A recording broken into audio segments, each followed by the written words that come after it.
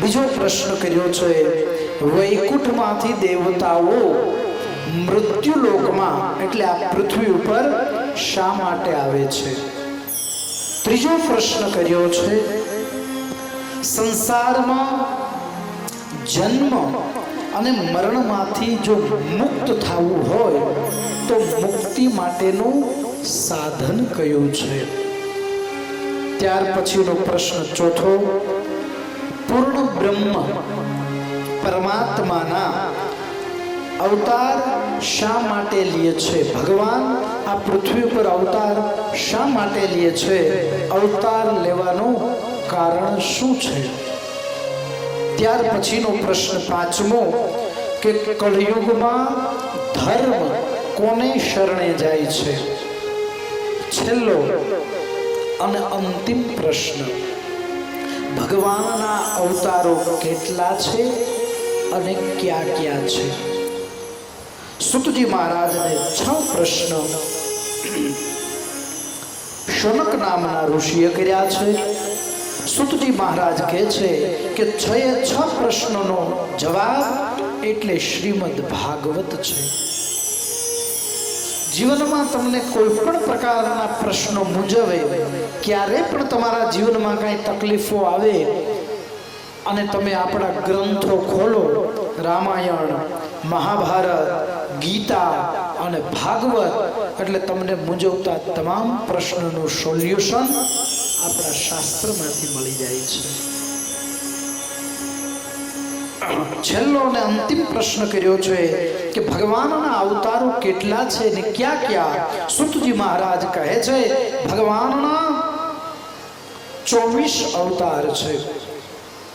મુખ્ય દશાવતાર જગરુ પૌરુષમ રૂપમ ભગવાન મહદાદિભિ સંભૂતમ ષોડશ કલમાદો લોક સુક્ષયા. ભગવાનના 24 અવતાર છે. સુતજી મહારાજ શૌનકાદિ ઋષિઓને કહે છે, પ્રથમ ભગવાનનો સનકાદિક અવતાર છે, જેમાં સનંદન સનત અને સનત કુમારો જેને કહેવામાં આવે છે. ભગવાને જેને વરદાન આપ્યું છે કે સ્વેચ્છાએ જે આખા જગતમાં વિચરણ કરી શકે, એ ભગવાનનો પ્રથમ સનકાદિક અવતાર. અને આ અવતારમાંથી જ આમ તો બધી દિવ્ય કથાઓ ચાલુ થાય છે.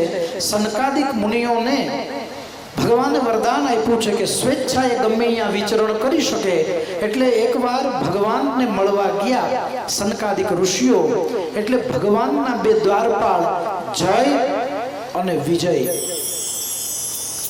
ભગવાને જ વરદાન આપેલું સનકાદિક ઋષિઓને પણ કે તમે ગમે ત્યારે મને મળી શકો, તમને મને મળવા આવતા કોઈ નહીં રોકી શકે, આવું વરદાન આપેલું.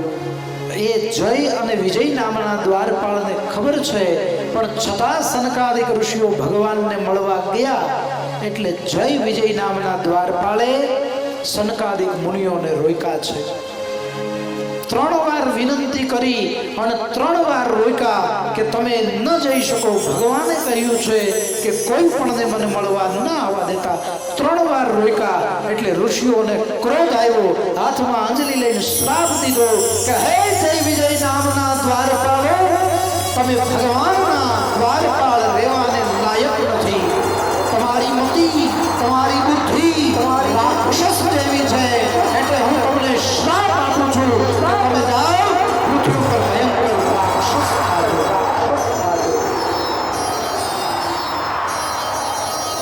ભયંકર શ્રાપ મળ્યો છે. 3 વાર રોક્યા એટલે શ્રાપ આપ્યો કે 3 વાર તમે ભયંકર રાક્ષસ થજો. મહાપુરુષો તો એવું કહે છે, ભાગવતની અંદર નથી લખ્યું, પણ મહાપુરુષો એમ કહે છે કે ઋષિઓની જય વિજય નામના દ્વારપાળે વિનંતી કરી કે અમને ક્ષમા કરો, અમારી ભૂલ થઈ ગઈ. એટલે ઋષિઓએ એમ કહ્યું કે જો તમારે ભગવાનનું ભજન કરવું હોય તો 7 વાર જન્મ લેવો પડશે. અને ભગવાન સાથે જો તમારે વેર વૃત્તિ દુશ્મનાવટ કરવી હોય તો તમારા 3 અવતારમાં મુક્તિ થઈ જશે. એટલે દ્વારપાળો કહે છે કે તો 3 વારમાં જ ટૂંકમાં પતે એવું જ કરો, ભલે ભગવાન સાથે વેર વૃત્તિ બાંધવી પડે. એટલે બહુ આજીજીને વિનંતી કરી એટલે ઋષિઓએ કહ્યું કે તમારો 3 વાર ભયંકર રાક્ષસમાં જન્મ થશે, પણ તમારો ઉદ્ધાર કરવા સ્વયં પરમાત્માને આ પૃથ્વી ઉપર આવવું પડશે. એ દ્વારપાળો પેલા જન્મમાં હિરણાક્ષ અને હિરણાકશ્યપુ નામના દૈત્ય થયા છે, મહાભયંકર, જેને મારવા માટે પરમાત્માને પધારવું પડ્યું. હિરણાક્ષને મારવા ભગવાન વરાહ તરીકે પ્રગટ થયા છે. પોતાના દંત ઉપર પૃથ્વીને ભગવાન બહાર કાઢી હિરણાક્ષનો ભગવાને ઉદ્ધાર કર્યો છે. હિરણાકશ્યપુને મારવા ભગવાન નરસિંહ તરીકે પ્રગટ થયા. સ્તંભ ફાડી અને ભગવાન પ્રગટ થયા અને હિરણાકશ્યપુનો ઉદ્ધાર કર્યો. એ ચરિત્ર આપણે સાંજે સવિસ્તાર શ્રવણ કરીશું. ત્યારબાદ એ જ દ્વારપાળો રાવણ અને કુંભકર્ણ થયા. ત્રેતામાં એ જ દ્વારપાળો દ્વાપરની અંદર શિશુપાળ અને દંતવક્ર થયા. એક માટે ભગવાનને રામ બનીને આવ્યા અને દ્વાપરમાં ભગવાન આ અસુરોનો ઉદ્ધાર કરવા પૂર્ણ બ્રહ્મ પરમાત્મા કૃષ્ણ બનીને આવ્યા છે. તો 24 અવતારમાં નરનારાયણનો અવતાર, સનકાદિકનો પ્રથમ અવતાર, બીજો ભગવાનનો વરાહ અવતાર, જે મેં કીધું કે આ હિરણાકશ્યપનો ઉદ્ધાર કરવા અને હિરણાક્ષ નામના દૈત્યનો નાશ કરી અને પૃથ્વીને ભગવાન સમુદ્રમાંથી બહાર લાવ્યા, એ ભગવાનનો વરાહ અવતાર. ત્યારબાદ ભગવાનનો નારદ અવતાર. નારદજી છે એ ભગવાનનો અવતાર છે, બ્રહ્માજીના માનસ પુત્ર છે, પણ ભગવાનનો અંશા અવતાર છે. ત્યારબાદ ભગવાનનો નર નારાયણ અવતાર. ત્યારબાદ પૂર્ણ પરમાત્મા કપિલ ભગવાન તરીકે પ્રગટ થાય છે. પોતાની માતાને કપિલ ગીતા કહે છે. ત્યારબાદ પરમાત્મા દત્તાત્રેય તરીકે પ્રગટ થાય છે. દત્ત દિગંબર એ ગિરનારની ગોદની અંદર બિરાજિત થનાર, જેણે 24 ગુરુઓને બનાવ્યા. એનો અર્થ એ છે કે જેણે જગતને બોધ આપ્યો છે કે જેનામાં કંઈક સદગુણ હોય ને એ સદગુણ લઈ લેવા જોઈએ. ત્યારબાદ પરમાત્મા યજ્ઞ નારાયણ તરીકે પ્રગટ થયા છે. ત્યારબાદ પરમાત્મા વૃષભદેવ તરીકે પ્રગટ થયા છે. ત્યારબાદ પરમાત્મા પૃથુ તરીકે પ્રગટ થયા છે, આ પૃથ્વીનો દોહન કર્યું છે. ત્યારબાદ ભગવાન મત્સ્ય અવતાર લીધો છે. ત્યારબાદ ભગવાન કુર્મ અવતાર તરીકે પ્રગટ થયા છે. ત્યારબાદ સમુદ્ર મંથન વખતે ભગવાન ધન્વંતરી તરીકે પ્રગટ થયા છે. અમૃતનો કુંભ લઈ અને ભગવાન બહાર આવ્યા છે અને દેવો ઉપર કૃપા કરી એને અમૃત પાન કરી ભગવાને દેવતાઓને અમર બનાવ્યા છે. ત્યારબાદ પરમાત્મા મોહિની સ્વરૂપ ધારણ કરે છે. મોહિની સ્વરૂપ ધારણ કરી દેવતાઓને અમૃત પાન કરાવ્યું છે. ત્યારબાદ ભગવાન નરસિંહ તરીકે પ્રગટ થાય છે. પ્રહલાદ ઉપર કૃપા કરી હિરણાકશ્યપુનો ભગવાને ઉદ્ધાર કર્યો છે. ત્યારબાદ પૂર્ણ બ્રહ્મ પરમાત્મા વામન તરીકે પ્રગટ થાય છે. ભગવાન વામનજી વિરાટ સ્વરૂપ ધારણ કરી રાજા બલિને બાંધે છે. એ દિવ્ય ચરિત્ર આવે છે. ત્યારબાદ ભગવાન પરશુરામ તરીકે પ્રગટ થાય છે. 21 વાર હય વંશના ક્ષત્રિયોને નક્ષત્ર કરી. હય વંશના ક્ષત્રિયો આતતાઈઓ હતા, એટલે 21 વાર ભગવાને બધા જ ક્ષત્રિયોને નથી માર્યા, જે હય વંશના ક્ષત્રિયો હતા, સહસ્ત્રાર્જુનના જે વંશજો હતા, એને 21 વાર એની માતાએ એને પોકાર કર્યો. એટલે 21 વાર એને માત્ર હય વંશના જે ક્ષત્રિયો હતા એનો જ 21 વાર નક્ષત્રિય પૃથ્વી કરી છે. બાકી તો ક્ષત્રિયો તો એ બ્રાહ્મણોની વંદના કરતા હતા, ઋષિઓનું પાલન કરતા હતા, એની આજ્ઞા અનુસાર તો જીવન જીવતા હતા. ત્યારબાદ ભગવાન વ્યાસ તરીકે પ્રગટ થયા છે.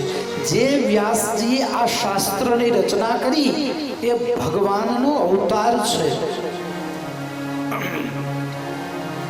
ત્યારબાદ ભગવાન સ્વયં પૂર્ણ બ્રહ્મ પરમાત્મા મર્યાદા પુરુષોત્તમ ભગવાન રામ તરીકે પ્રગટ થયા છે. ત્યારબાદ પરમાત્મા બલરામ તરીકે પ્રગટ થયા. ત્યારબાદ પૂર્ણ બ્રહ્મ પરમાત્મા ભગવાન કૃષ્ણ તરીકે પ્રગટ થયા. અને ત્યારબાદ ભગવાન બુદ્ધ તરીકે પ્રગટ થયા. અને ત્યારબાદ કલિયુગની અંદર ભગવાન કલ્કી અવતાર ધારણ કરશે. 24મો ભગવાનનો અવતાર કલ્કી અવતાર. હળાહળ કળિયુગ આવશે ત્યારે મધ્યપ્રદેશની અંદર સંભલ નામના ગામની અંદર ભગવાન બ્રાહ્મણને ત્યાં જન્મ ધારણ કરશે.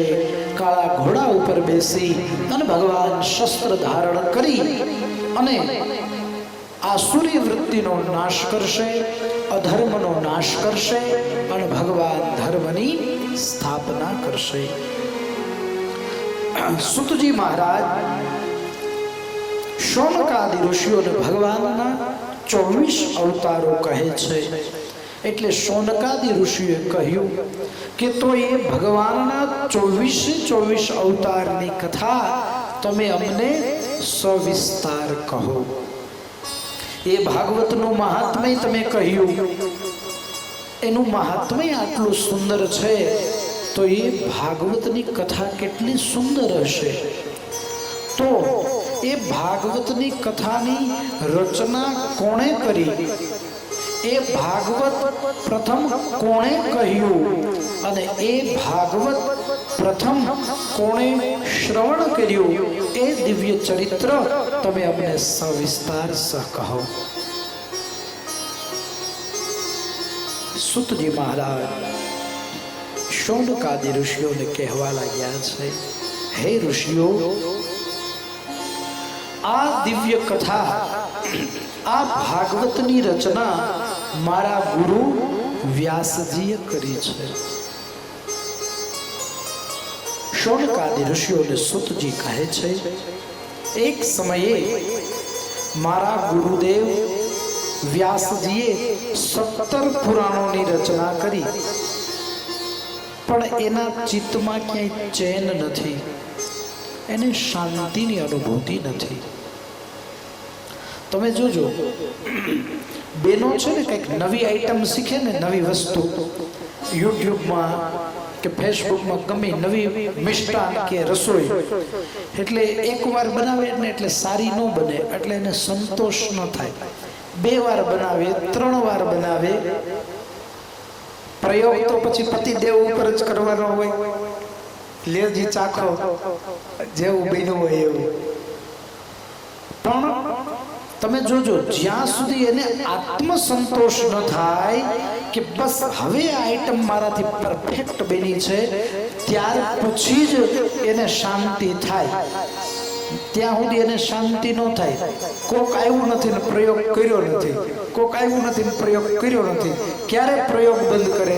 જ્યારે એને એમ થઈ જાય કે હા હવે આઈટમ મારાથી પરફેક્ટ બને છે, ત્યારે એને શાંતિ થાય. મનુષ્યનું લક્ષ્ય હોય કે જ્યાં સુધી હું અહીંયા ન પહોંચું ને ત્યાં સુધી મને શાંતિ નહીં થાય. તમે જો કોઈને સારી પોસ્ટ મેળવવી હોય, વિદ્યાર્થી જીવન હોય તો કેટલી મહેનત કરે કે જ્યાં સુધી મને આ ડિગ્રી ન મળે ત્યાં સુધી એને શાંતિ ન થાય. એમ જ્યાં સુધી મનુષ્ય પોતાનું ધારેલું કાર્ય પૂર્ણ ન થાય ત્યાં સુધી એને આત્મસંતોષ ન થાય. ઘણી વાર તમે જોજો, ઘણા માણસ ઘણી જગ્યાએ પહોંચી ગયા હોય, બહુ સારું માન સન્માન હોય, મોટી પોસ્ટ હોય, પણ છતાંય ઘણીવાર એને સંતોષ ન હોય, કારણ કે એના મનમાં હજી કંઈક બીજો લક્ષ્ય હોય. જ્યારે એનો લક્ષ્ય પૂર્ણ થાય ને ત્યારે એને સંતોષ અને શાંતિ થાય. પણ આ સાંસારિક સુખો એવા છે, સાંસારિક વસ્તુ તો એવી છે કે એમાં ગમે અહીંયા માણસ પહોંચે પણ એનો કોઈ દી એને સંતોષ નથી થવાનો. આ તો આધ્યાત્મિકતાની વાત છે. વ્યાસજીએ 17 પુરાણોની રચના કરી, પણ છતાં એના ચિત્તમાં હજી ચેન નથી, એને હજી શાંતિ નથી. કારણ કે એણે વેદોનું વિભાજન કર્યું, એણે શાસ્ત્રોનું વિભાજન કર્યું અને પુરાણોની રચના કરી, પણ છતાં હજી એને એમ છે કે મારા જીવનમાં કંઈક ઉણપ છે, હજી કંઈક ક્ષતિ છે, હજી કંઈક ઘટે છે. આવા મનના વિચારો વ્યાસજી ઉદાસ મને પોતાના આશ્રમની અંદર બેઠા છે. એ સમયે ભગવાનની પ્રેરણાથી નારદજી પધારે છે. 24 કલાક નારાયણ નારાયણનું સ્મરણ કરતા નારદજી વ્યાસજીના આશ્રમમાં પધારે છે. વ્યાસજીને ઉદાસ જોયા નારદજી કહે છે, હે પ્રભુ, આપ તો ભગવાનના પરમ ભક્ત છો, તમે કેમ આટલા ઉદાસ છો? એટલે વ્યાસજીએ કહ્યું કે હજી મારા ચિત્તમાં ચેન નથી, મારા ચિત્તમાં ક્યાંય શાંતિની અનુભૂતિ નથી. એટલે નારદજીએ કહ્યું કે હે વ્યાસજી, તમે ચિંતા ન કરો, આ બધી ભગવાનની લીલા છે. હું ભગવાનની પ્રેરણાથી, ભગવાનની ઈચ્છાથી જ, ભગવાને જ મને અહીંયા મોકલ્યો છે, એટલે હું આવ્યો છું. ચિંતા ન કરો, આવું તો જગતમાં ચાલ્યા જ રાખે. વ્યાસજીના સંશયને દૂર કરવા નારદજીએ પોતાના પૂર્વ જન્મની કથા વ્યાસજીને કહી કે પૂર્વ જન્મની અંદર હું એક દાસીનો પુત્ર હતો. સમય સંજોગો વસાત મારા પિતાનું મૃત્યુ થયું હતું. એટલે મારી માં એ ગામની અંદર દાસીપણું કરતી હતી. એમાં ગામની અંદર ચાતુર્માસ કરવા માટે સંતો પધાર્યા. એટલે લોકોએ મારી માતાને સંતોની સેવા માટે એમની નિમણૂક કરી. એટલે હું મારી માની સાથે સંતોની સેવા કરવા જતો. એમાં રોજ સંતો સત્સંગ કરે, હું સત્સંગનું શ્રવણ કરું. એ સત્સંગનું શ્રવણ કરવાથી મારી મતિ નિર્મળ બની ગઈ. મને પણ જીવનની અંદર વૈરાગ આવી ગયો. એમાં પણ સંતો જમે અને પછી એનું જે જૂઠું હેઠું વધે એ હું પ્રસાદની સ્વરૂપે ગ્રહણ કરું. એની પ્રસાદી ગ્રહણ કરવાથી મારા પાપ તાપ સંતાપ નષ્ટ થયા અને મને પરમાત્મા પ્રત્યે પ્રીત લાગી ગઈ. મેં સંતોને વિનંતી કરી કે મને પણ વૈરાગ લાગી ગયો છે, મને તમારી સાથે લઈ જાઓ. એટલે સંતોએ કહ્યું કે બેટા, હજી તારી ઉપર જવાબદારી છે, કારણ કે તારા પિતાજીની હયાતી નથી, તારી માતા એકલી છે, એની સેવા કરવી એ તારી ફરજ છે. ફરજ પૂર્ણ કર, ત્યારબાદ અમે તારી ઉપર કૃપા કરશું અને પરમાત્મા ભક્તિનો તને માર્ગ બતાવીશું. સંતોએ દીક્ષા આપી, ગુરુ મંત્ર આપ્યો. નારદજી કહે છે, હું નાનપણથી મંત્ર જાપ કરવા લાગ્યો. જેમ ભગવાનનું ભજન કર્યું, ભગવાનમાં મને પ્રીતિ લાગી. રોજ હું ભજન કરું, માની સેવા કરું. એક દિવસ એવી ઘટના ઘટી, સવારના પોરમાં મારી માં પુષ્પ લેવા ગઈ, એને સર્પદંશ થયો અને એનું શરીર શાંત થયું. માનું શરીર શાંત થયું. મેં એની અંત્યેષ્ટિ ક્રિયા કરી, એની અંતિમ ક્રિયા બતાવી અને સીધો હું સંતો પાસે ગયો. સંતોએ મને દીક્ષા આપી. મેં દીક્ષા લઈ અને ગુરુ મંત્રનો પ્રારંભ કર્યો. એવી મેં અવિચળ ભક્તિ કરી અને ભક્તિ કરતા કરતા મેં દેહનો ત્યાગ કર્યો અને પૂર્ણ બ્રહ્મ પરમાત્માએ મારી ઉપર કૃપા કરી. એટલે હું બ્રહ્માના માનસ પુત્ર નારદ તરીકે પાછો પ્રગટ થયો. એટલે હે વ્યાસજી, ચિંતા ન કરો, ધીરજ રાખો. ભગવાનની ઈચ્છાથી બધા જ મનોરથો બધાના સફળ થાય છે. હે વ્યાસજી, તમે કેમ અશાંત છો? તમને શેનું દુઃખ છે? આટલા બધા ઉદાસ છો? એટલે વ્યાસજી કહે છે, મેં વેદોનું વિભાજન કર્યું, 17 પુરાણોની રચના કરી, પણ છતાં હજી મને ચિત્તમાં ચેન કે શાંતિ નથી. હજી મને કંઈક ઉણપ લાગે છે. એટલે નારદજીએ કહ્યું કે હે વ્યાસજી, તમે જે પુરાણોની રચના કરીને એ પુરાણોમાં માત્ર એ પુરાણના અધિષ્ઠાતા દેવતાઓનું જ તમે વર્ણન કર્યું છે. દેવી ભાગવતની અંદર માત્ર તમે દેવીનો જ મહિમા, માતાજીનો જ મહિમા ગાયો છે. શિવ પુરાણની અંદર તમે માત્ર ને માત્ર ભગવાન મહાદેવ શિવજીનો જ મહિમા વર્ણવ્યો છે. પદ્મ પુરાણની અંદર, વિષ્ણુ પુરાણની અંદર, સ્કંદ પુરાણની અંદર તમે માત્ર ને માત્ર ભગવાન વિષ્ણુના જ ગુણો ગાયા છે. ગરુડ પુરાણની અંદર માત્ર ગરુડે કેશવને જેટલા પ્રશ્ન કર્યા એ પ્રશ્નના ઉત્તર અને પાપ અને પુણ્યનું જ વર્ણન લખ્યું છે. લિંગ પુરાણ, વરાહ પુરાણ, વૈવસ્વત પુરાણ, આ બધા જ પુરાણની અંદર તમે માત્ર ને માત્ર એ ગ્રંથના જે અધિષ્ઠાતા દેવ હોય માત્ર તમે એના જ ચરિત્રો લખ્યા છે.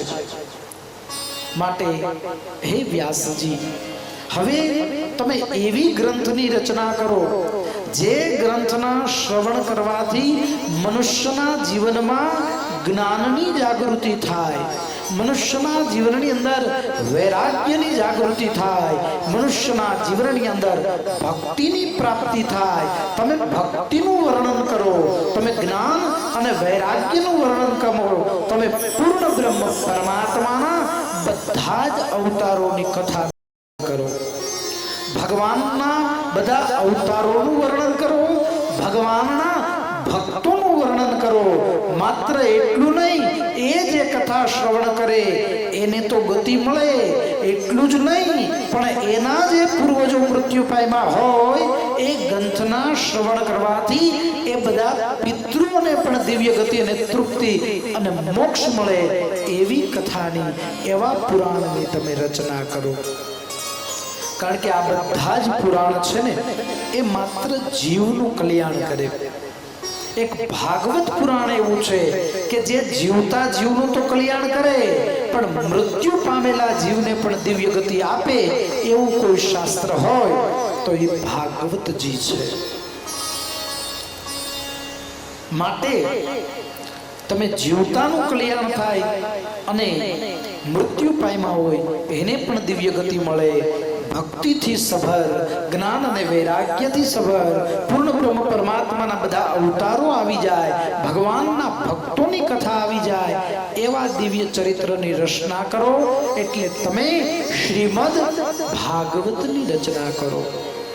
ભક્તિ, જ્ઞાન અને વૈરાગ્ય દ્વારા તોના આ સમુદ્રરૂપી સંસારમાંથી તારી દે એવા ગ્રંથની રચના કરો. એટલે નારદજીએ કહ્યું કે હું ભગવાનની પ્રેરણાથી આવ્યો છું, ભગવાને મને મોકલ્યો છે. જે ચતુશ્લોકી ભાગવત સ્વયં વિષ્ણુ ભગવાને મારા પિતા બ્રહ્માજીને કહ્યું હતું, એ બ્રહ્માજી મારા પિતાએ મને કહ્યું અને હું તમને કહું છું. હવે તમે એનો વિસ્તાર કરો. વ્યાસનો અર્થ જ થાય છે વિસ્તારેતી ઇતિ વ્યાસ. જે વિસ્તાર કરી શકે એને વ્યાસ કહેવામાં આવે છે. ચતુશ્લોકી ભાગવત નારદજીએ વ્યાસજીને કહ્યું અને કહ્યું ગંગાના કિનારા ઉપર બેસી ભગવાનનું સ્મરણ કરી, સરસ્વતી માની સ્મરણ કરી, ગણપતિ દાદાની વંદના કરી અને તમે ભાગવતની રચના કરો. વ્યાસજીએ ગંગાના કિનારા ઉપર બેસી અને ભાગવતની રચના કરી છે. હવે એ ભાગવતની રચના કરી વ્યાસજીએ. હવે વ્યાસજી મનમાં વિચાર કરે કે આ ભાગવતનો વિસ્તાર કેમ કરવો. જો મારે કોઈ પુત્ર હોય અને મારો પુત્ર જો આ ભાગવતનો પ્રચાર કરે તો મારું જીવન ધન્ય બની જાય અને મેં આ જે ગ્રંથ લખ્યો છે ને એની પણ સાર્થકતા થઈ જાય. એટલે વ્યાસજી અને પોતાની પત્ની અરણી દેવી એ ભગવાન મહાદેવનું ભજન કરે છે, તપશ્ચર્યા કરે છે કે એના જેવો એને પુત્ર પ્રાપ્ત થાય જે ભાગવતનો વિસ્તાર કરે. તો એ બંને તપશ્ચર્યા કરે છે. એ જ સમયે પહેલા આ ગ્રંથ ગુપ્ત હતો, ગોપનીય હતો. આ અમર કથા બધાય નહોતા જાણતા. કારણ કે એક સમયે ભગવતી માતા પાર્વતી મહાદેવને કહે છે કે પ્રભુ આપ કહો છો કે અમર કથા એ સાંભળવી બહુ અઘરી છે, તો હે પ્રભુ આપ એ દિવ્ય અમર કથા અમને કહો. એટલે ભગવાન મહાદેવ સતીને પોતાના સન્મુખ બેસાડે છે. કથા તો બહુ વિસ્તાર સાથે છે કે દ્વાપર યુગમાં શિવ અને સતી બે વિચરણ કરવા નીકળ્યા હોય અને રામની પરીક્ષા સતીએ લીધી, સીતાનું સ્વરૂપ લીધું. એટલે ભગવાને મનથી એનો ત્યાગ કર્યો. પહેલા તો ના પાડી તોય માન્યા નહીં. પહેલા તો એને કથામાં સંશય થયો, પછી ભગવાન ઉપર સંશય થયો, ભગવાનની પરીક્ષા લીધી. તો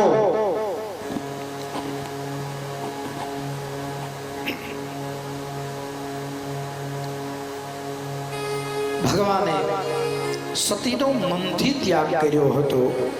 એટલે જે વામાંગના હતા એની બદલે એને સન્મુખ બેસાડ્યા છે.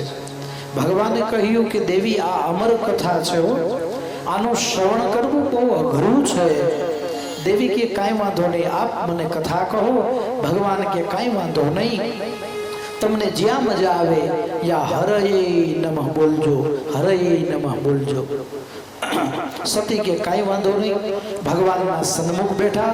ભગવાન મહાદેવ આંખો બંધ કરી અને આ ભાગવત ખરેખર તો સમાધિની ભાષા છે. ભાગવતની અંદર લખ્યું છે વિદ્વત જનાનામ પરીક્ષાણામ ઇતિ ભાગવત. ભાગવત છે ને એ વિદ્વાનોની પરીક્ષા છે. ખરેખર બહુ સત્ય વાત તમને કરીએ ને તો આ સમાધિ ભાષા જ્ઞાન વૈરાગ્યની અને ભક્તિની કથા છે. એટલે આની અંદર જ્ઞાનની જ વાતો છે અને વૈરાગ્યની જ વાતો છે. આ તો આપણે સમયસર થોડુંક નાચવું, કૂદવું, હળવું, હાસ્ય કરવું એ તો સમય અનુસાર આપણે કરીએ છીએ. બાકી આ તો દેવોની ભાષા, સમાધિની ભાષા. આ કથાથી તો જીવનમાં વૈરાગ્ય આવે, આ કથાથી તો જીવનમાં ત્યાગ આવે, કથાથી જીવનમાં ભક્તિ આવે, જ્ઞાન આવે. તો માતાજી સન્મુખ બેઠા છે.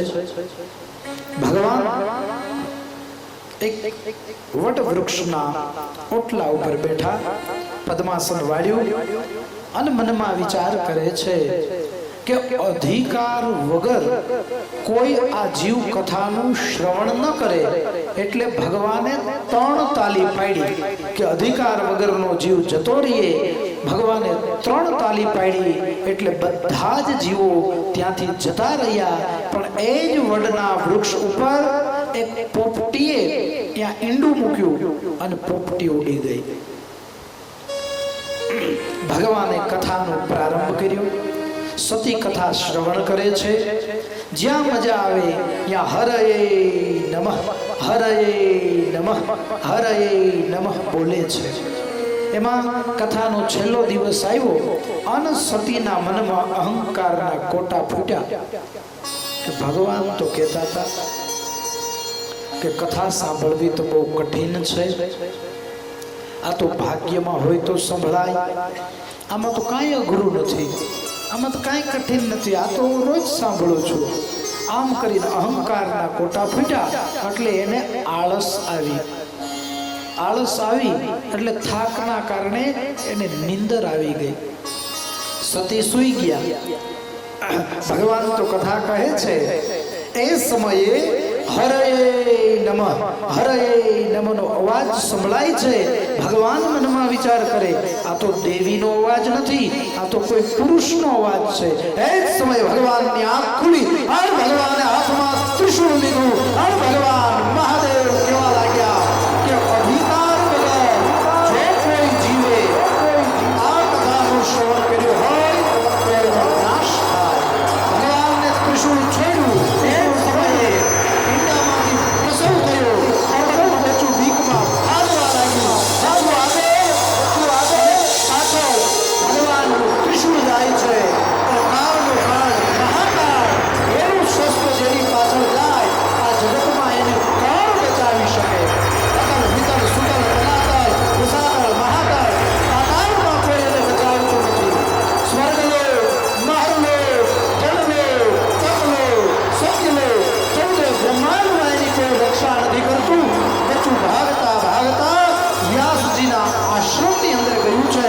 પણ કાળનું કાળ મહાકાળ એનું ત્રિશૂળ કોણ રક્ષા કરી શકે? કારણ અકાલ મૃત્યુ वो मरे जो काम करे चंडाल का, काल भी उनका क्या करे जो भक्त है महाकाल का.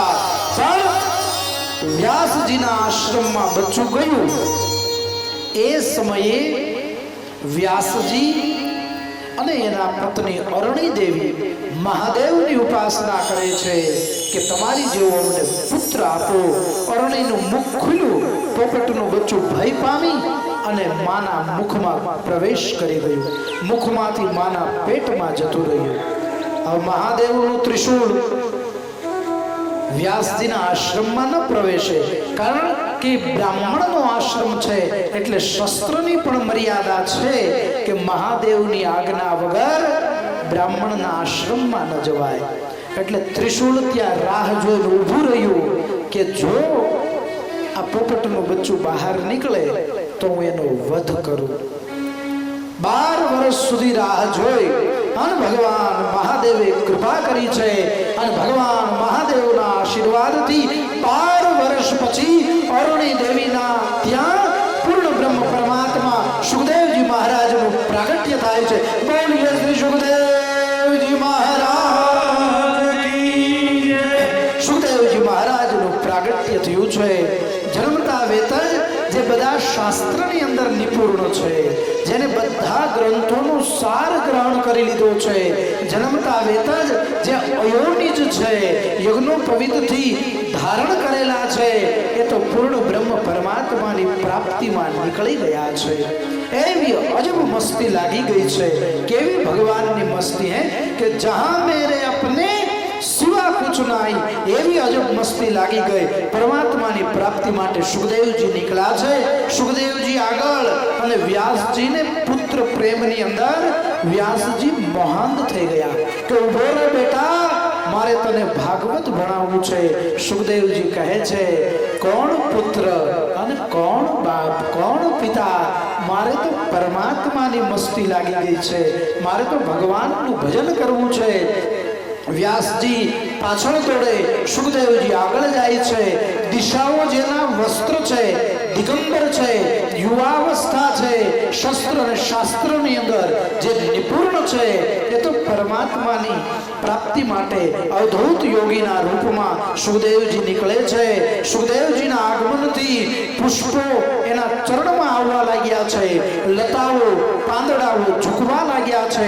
નદીઓના જળ એના દર્શન કરવા ઉછાળા મારવા લાગ્યા છે. વ્યાસજી પાછળ દોડે છે. ઉભો રે બેટા, યમ પ્રવજંત મનુપેતમ પેત કૃત્યમ દૈપાયનો વિરહ કાતર આજુહાવ પુત્રેતિ તન્મયા તરવો વિનેદુ તમ સર્વભૂત હૃદયમ મુનિમાનતોસ્મિ. ઉભો રે બેટા, ઉભો રે. અને જ્યાંથી સુખદેવજી નીકળ્યા ને નદી પાસેથી, ત્યાં સ્ત્રીઓ સ્નાન કરતી હતી, પણ સુખદેવજી નીકળ્યા એને સંકોચ ન થયો, એને લજ્જા ન આવી. પણ વ્યાસજી વૃદ્ધ છે, વ્યાસજી નીકળ્યા ને એટલે સ્ત્રીઓને સંકોચ આવ્યો, પોતાના કપડાં માંડ્યા પહેરવા. એટલે વ્યાસજીએ કહ્યું કે હે દેવીઓ, મારો પુત્ર યુવાન છે, એ નીકળો, તમને સંકોચ ન થયો. પણ હું તો વૃદ્ધ, માથાના વાળ ધોળા થઈ ગયા, દાઢી ધોળી થઈ ગઈ, અને છતાંય તમને સંકોચ થયો. સ્ત્રીઓ કહે છે કે સુખદેવજી તો અયોનિજ છે, એ તો મહાયોગી છે, એને સ્ત્રી અને પુરુષનું પણ ભાન નથી. આવી અજબ મસ્તી સુખદેવજીને લાગી ગઈ છે. પરમાત્માની સાથે એને સુરતા લાગી ગઈ છે. જ્યારે આ જીવને પરમાત્માની સાથે સુરતા લાગી જાય ને ત્યારે એને બીજું કાંઈ નથી દેખાતું. બસ અજબ હૈ ये मस्ती सिवा मेरे कहीं कुछ नहीं. સુખદેવજી મહારાજને અણુએ અણુમાં, કણે કણમાં પરમાત્માના દર્શન થવા લાગે. કેવી મસ્તી! मुझे मेरी मस्ती कहाँ ले गया, मुझे मस्ती कहाँ ले गया, मुझे मेरी मस्ती कहाँ ले गया, मुझे मेरी मस्ती कहाँ ले गया, जहाँ मेरे अपने सिवा कुछ नहीं, जहाँ मेरे अपने सिवा कुछ नहीं, मुझे मेरी मस्ती कहाँ ले आई, मुझे मेरी मस्ती मस्ती कहाँ ले गया।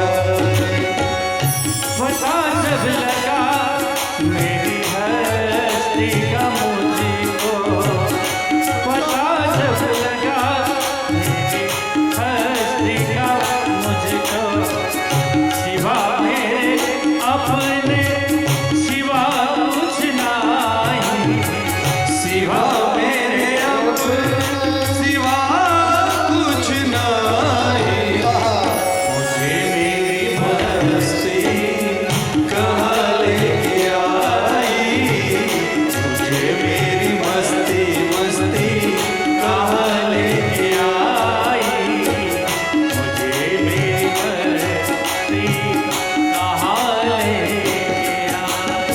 કેવી મસ્તી લાગી છે! જેને પરમાત્માની સાથે સુરતા લાગી જાય ને ત્યારે અને અણુએ અણુમાં ભગવાનના દર્શન થવા લાગે છે. આપણે કહીએ છીએ ને જીવ ઈ જ શિવ છે, આત્મા શું પરમાત્મા. તુલસીદાસજીએ રામાયણની અંદર લખ્યું છે, સિયા રામમય સબ જગ જાની કરહુ પ્રણામ જોડી જુગ પાની. જ્યારે જેને પરમાત્માની સાથે સુરતા લાગી જાય છે, જે ભગવાનની ભક્તિની અંદર તરબોળ બની જાય છે, પછી એને બધે જ ભગવાનના દર્શન થવા લાગે છે. એટલે તમે જો સંતો ભોજન કરવા બેઠા હોય ને ત્યારે પીરસે ને તો એમ કે દાલ રામ, રોટી રામ, સબ્જી રામ, એને એમાં પણ રામ દેખાય છે. અને બહુ સાચી વાત છે, એક માયા રૂપી જો પડદો હટી જાય, અજ્ઞાન रूपी एक पर्दो हटी जाए ने, पर्दा ये दुई का हटा कर जो देखा, सिवा मेरे अपने कहीं कुछ ना. एक अज्ञान रूपी जो पर्दो हटी जाए ने तो अपना हृदय में हरि प्रगट थई जाए छे. एक हूँ निकली जाऊं जोई, हूँ निकली जाए એટલે હરિ પ્રગટ થાય. અને એટલે કવિએ લખ્યું છે, पर्दा दूरी का हटा कर जो देखा, पर्दा दूरी का हटा कर जो देखो, सिवा मेरे अपने सिवा कुछ नहीं, सिवा मेरे अपने सिवा कुछ नहीं, मुझे मेरी मस्ती कहाँ ले आई,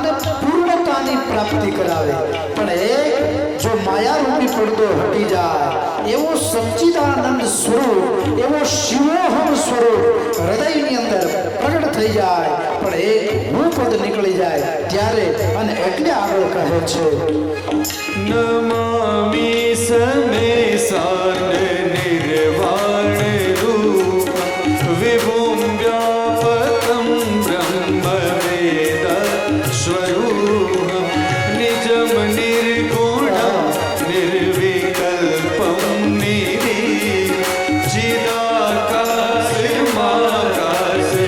વાસં ભજેહમ.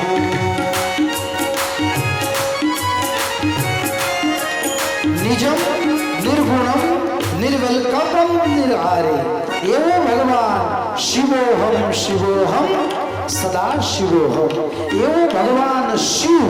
આપણે કહીએ છીએ ને કે જીવ ઈ જ શિવ છે, પણ આ અજ્ઞાન રૂપી પડદો હટી જાય તો આપણે બધા ખાલી કહી જ છીએ આત્મા સો પરમાત્મા, જીવ ઈ જ શિવ છે, બધાયમાં પરમાત્મા એક જ રામ બેઠો છે, આવું કે આત્મા સો પરમાત્મા જીવ ઈ જ શિવ છે. પણ ઘરમાં જો કૂતરું આવ્યું હોય તો ફરતો જોડો ઘા કર્યો જે હાથમાં આવે ઈ. આપણે ક્યાંક બેઠા હોય અને આપણે કોઈની સાથે વાંધો હોય, ન બોલતા હોય અને ઈ આવીને આપણી બાજુ બેહે તો મંડે મોઢા બગડવા, એટલે આ ક્યાં અહીંયા આવી ગઈ, ત્યારે આપણું જ્ઞાન ક્યાં વયું જાય છે. પણ આ સત્યતાનો જે જીવ સ્વીકાર કરી લે, જેના જીવનની અંદર આ સત્યતા ઉતરી જાય છે, જેઓના જીવનમાંથી રાગ દ્વેષ અને ઈર્ષા નષ્ટ થઈ જાય છે, એને પછી જગતમાં બધે જ પરમાત્માના દિવ્ય દર્શન થવા લાગે છે, એને આખું જગત શિવમય દેખાવા લાગે છે. આત્મહમ આત્મહમ આત્મ સ્વરૂપોહમ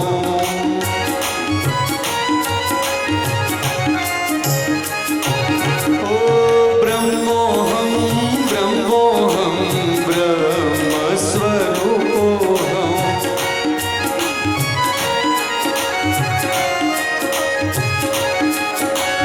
પૂર્ણોહમ પૂર્ણોહમ પૂર્ણ સ્વરૂપોહમ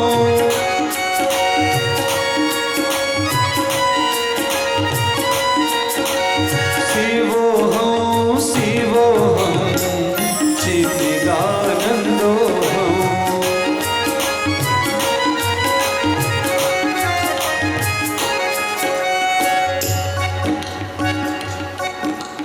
શિવોહમ શિવોહમ સચ્ચિદાનંદ રૂપોહમ.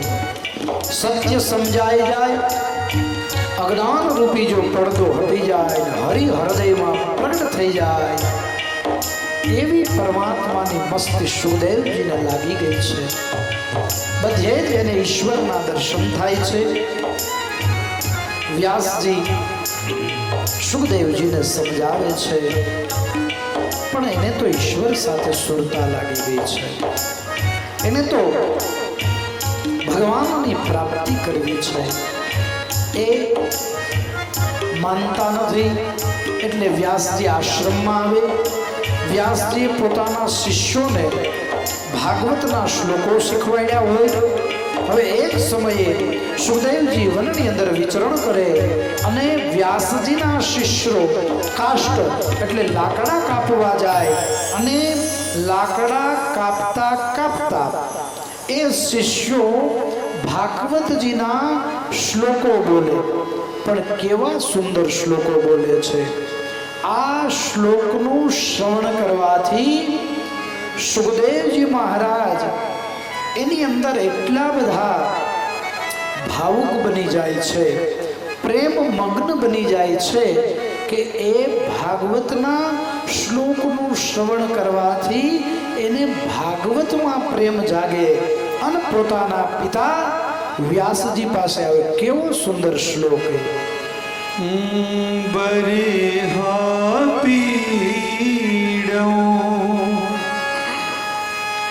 નટવર વપો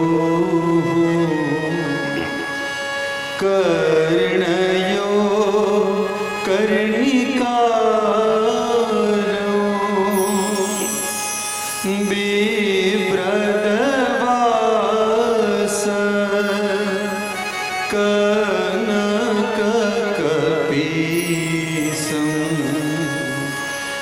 वैजयन्तीं च माला रन्धानवेणो राधारसुदया पूरयन् गोपवृन्दे वृन्दारण्य स्वपदरमणम्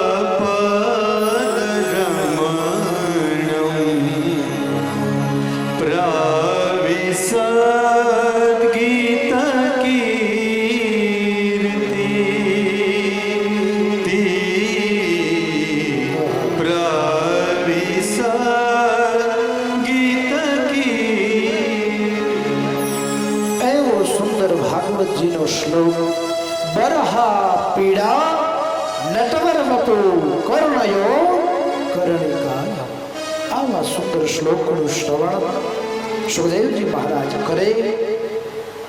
એ શિષ્યો પાસે આવે અને કહે છે કે આવા સુંદર શ્લોકો તમને કોણે ભણાવ્યા, કોણે શીખવાડ્યા? ત્યારે કહે છે અમારા ગુરુ વ્યાસજીએ ભણાવ્યા છે. આ ભાગવતજીના શ્લોક છે. એટલે સુખદેવજી મહારાજને યાદ આવ્યું કે આ તો મારા પિતાજી વ્યાસજી જે ભાગવત મને ભણાવવાનું કહેતા હતા, આ એ જ શ્લોક છે. એટલે સુખદેવજી વ્યાસજી પાસે આવે, પોતાના પિતા પાસે, અને પોતાના વ્યાસજી પાસે સુખદેવજી ભાગવત ભણે છે. શૌનકાદિ ઋષિઓ સૂતજી મહારાજને કહે છે કે ભાગવતની રચના વ્યાસજીએ કરી. વ્યાસજીએ એ ભાગવત સુખદેવજીને ભણાવ્યું, પણ એ ભાગવત સુખદેવજીએ પ્રથમ કોને કહ્યું? એ દિવ્ય ચરિત્ર અમને કહો. સૂતજી કહે છે એ ભાગવત સુખદેવજીએ પ્રથમ રાજા પરીક્ષિતજીને કહ્યું. શૌનકાદિ ઋષિઓ કહે પરીક્ષિત કોણ હતા? ત્યારે સૂતજી મહારાજ શૌનકાદિ ઋષિઓને કહે છે કે હે ઋષિઓ, એ રાજા પરીક્ષિત પાંડવોના પૌત્ર હતા. ઉત્તરા અને અભિમન્યુનો પુત્ર એ રાજા પરીક્ષિત. રાજા પરીક્ષિતને શૃંગી નામના ઋષિએ શ્રાપ આપ્યો કે સપ્તમે તક્ષક હની, 7મા દિવસે સર્પદંશ થશે અને તમારું મૃત્યુ થશે. એટલે મૃત્યુને મંગલ કરવા માટે રાજા પરીક્ષિતજીએ એ સુખદેવજી પાસે ભાગવત શ્રવણ કર્યું. તો શૌનકાદિ ઋષિઓએ પ્રશ્ન કર્યો કે પરીક્ષિત કોણ હતા? અને આપ એમ કહો છો કે પરીક્ષિત એ પાંડવોના પુત્ર હતા. તો પાંડવો તો ધર્મનિષ્ઠ હતા, પાંડવો તો સદગુણી હતા. એ પાંડવોની સાથે તો પરમાત્મા હતા, અને એનો પુત્ર એણે એવું કયું કૃત્ય કર્યું કે એને શ્રાપ મળ્યો? શા માટે પરીક્ષિતને શ્રાપ મળ્યો? એ પરીક્ષિતના જન્મની કથા અને એના શ્રાપની કથા કહો. એટલે સૂતજી મહારાજ શૌનકાદિ ઋષિઓને કહે છે આવો હું આપને શ્રીમદ ભાગવતની કથા કહું. એકદા નિર્ગતમ ગેહાદ દુહ્યંતિ નિશિકાપતિ સર્પદંશ પદાસ્પૃષ્ટા કૃપણા કાલચૌદિતઃ.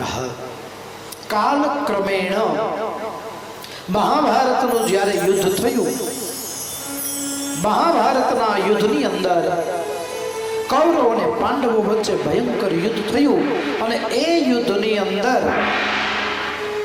ભગવાનની ઈચ્છા અને કૃપાથી કૌરવો પરાસ્ત થયા. બધા જ કૌરવોનો નાશ થયો. એક માત્ર દુર્યોધન બાકી હતો. એટલે એ દુર્યોધન જળાશયની અંદર હતો, પાંડવો અને ભગવાન કૃષ્ણ ત્યાં ગયા. ભીમસેન અને દુર્યોધનનું ભયંકર યુદ્ધ થાય છે. એ યુદ્ધની અંદર ભગવાને ભીમસેનને ઈશારો કર્યો, મજલે ભૈયા, એટલે એને જાંઘ ઉપર પ્રહાર કર્યો, એની જાંઘ ભાંગી નાખી. દુર્યોધન મરણ પથારી ઉપર પડ્યો છે. જમને જીવને જાજી વાર નથી, પ્રાણ પંખીડું ઉડવાની તૈયારી છે. એ સમયે ગુરુપુત્ર દ્રોણાચાર્યનો પુત્ર અશ્વસ્થામા દુર્યોધનની પાસે આવે છે. કહે છે કે મિત્ર દુર્યોધન, બોલ, તારી અંતિમ ઈચ્છા શું છે?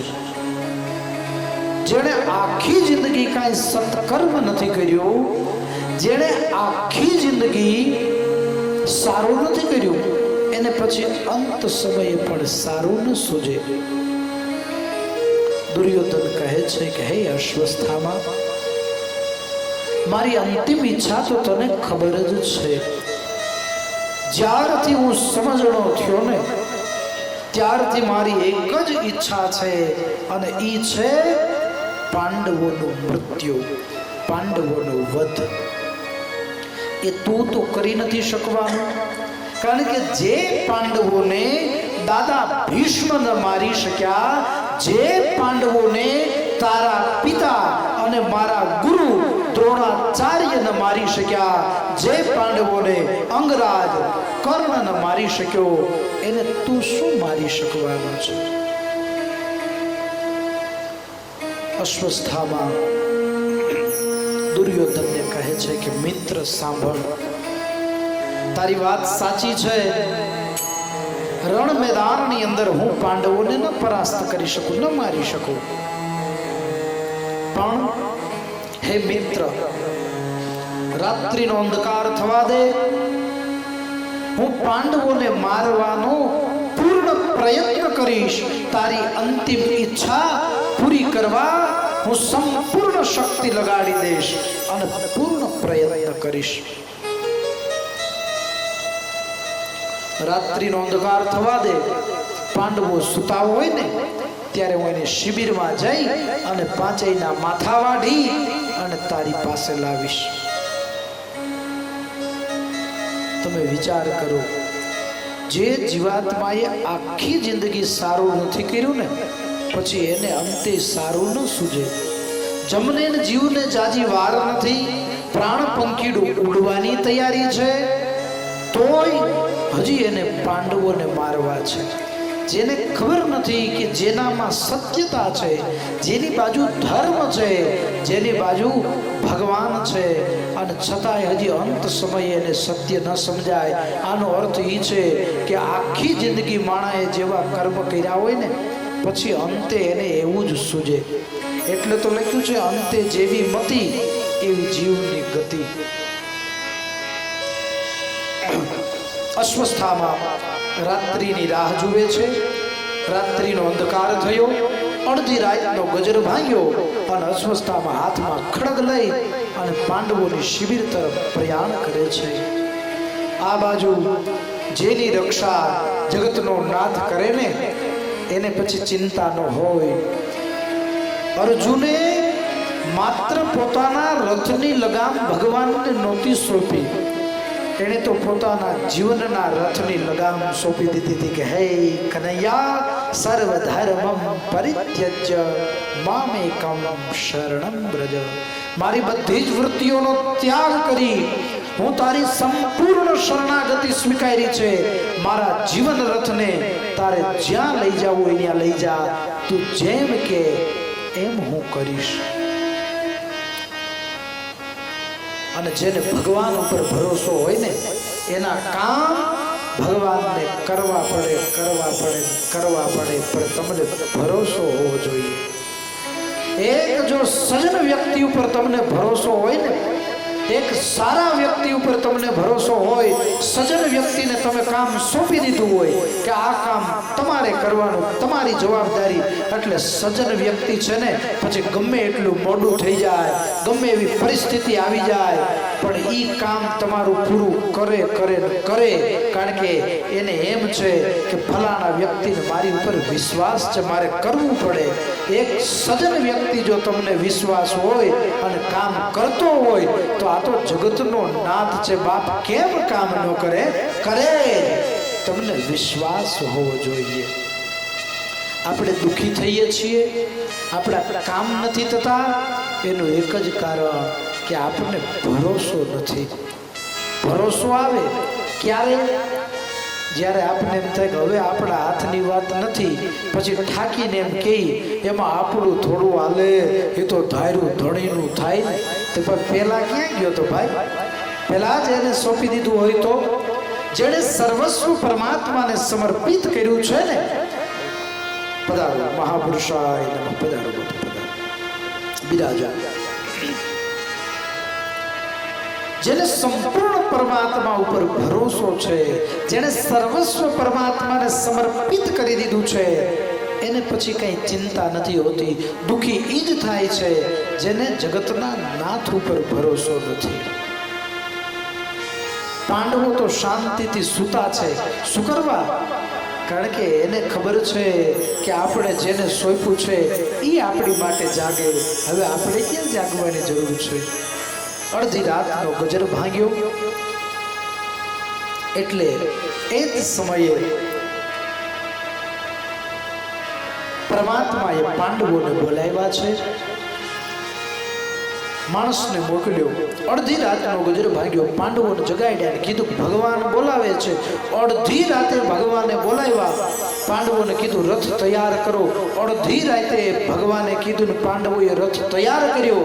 અડધી રાતે બોલાવ્યા તો પાંડવોએ એક પ્રશ્ન નથી કર્યો કે ભગવાન અડધી રાત છે, ક્યાં જવું છે, શા માટે? આને કહેવાય ભરોસો. આપણે આપણો કોઈ પરમ મિત્ર હોય ને, ગમે એવી મિત્રતા હોય, અને મોડી રાતે ફોન કરે કે અહીંયા આવ્યું તો 50 પ્રશ્ન કરીએ. શું કામ છે ભાઈ? હુઈ જાને જાનું.